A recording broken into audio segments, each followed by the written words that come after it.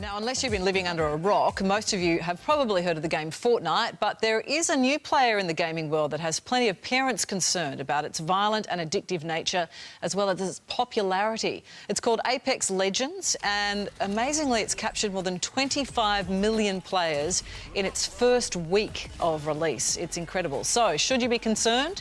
Gamer and presenter Angharad Yeo joins us now, along with cyber safety expert Dr. Christy Goodwin. Good morning to you. All right, we'll go to the gamer first on this one. Angharad, so tell us about this game. How does it work? Is it violent? Is it good? So Apex Legends is what they call a battle royale game. In this one in particular, you play in squads of 3.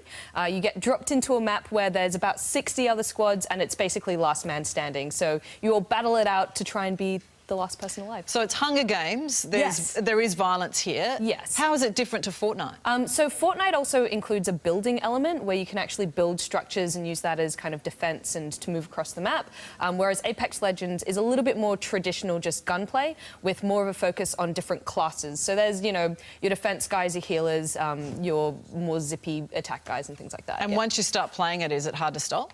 I mean, it depends on your personality a little bit. So one of the things that makes these games so compelling is the social element. It's the fact that you play with friends, you bond over it, you're using teamwork and talking to each other. So it is a way of socially hanging out as well, which is part of what drives people to play it even more. And because they're competitive short rounds, people, if they lose, want to have another go so they can win. If they win, they want to have another go because they're on a high. So that part of it can catch people a little bit, but at the same time, because they are short rounds, it also gives you a natural stop point where you can go, I'm done for the night. Which is a good thing, because getting them to get off the devices is problematic for so many families. So, Christy, what are the issues that parents are raising with you? Look, parents are definitely worried about the addictive potential. There are many gaming elements built into this that make it, as you suggested, really hard to complete. When our kids are playing this game, they enter something called the state of insufficiency. There's no natural cut-off point. So it's literally, you know, there's another battle that they could have. And because there is built-in social mechanics, they're very closely attached to their peers. There are also cyber safety risks with any multiplayer game, particularly if they're going onto online forums and chat sites and trying to, you know, build up their skills.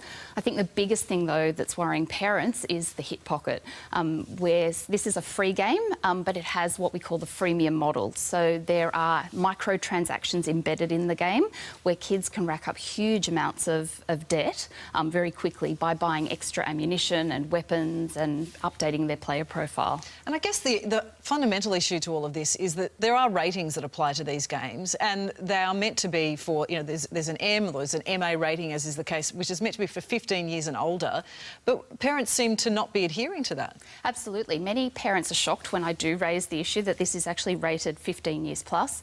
Anecdotally, I'm hearing many parents say that their primary school kids are already showing an interest in this game. Yeah. Many kids want to be the first digital pioneer, so they're gravitating away from Fortnite and perhaps trying to gain momentum in this platform first before their peers are there. Well, lots of people are talking about it. We've asked viewers at home for your views on Apex Legends and whether or not you let your kids play it. Tracy says, I let my boys play, but they also go outside and ride their bikes and scooters as well. It's about balance between screens and physical activity. Tyrell says this game is rated MA 15+. If your kids are under that, you absolutely shouldn't let them play. It is inappropriate.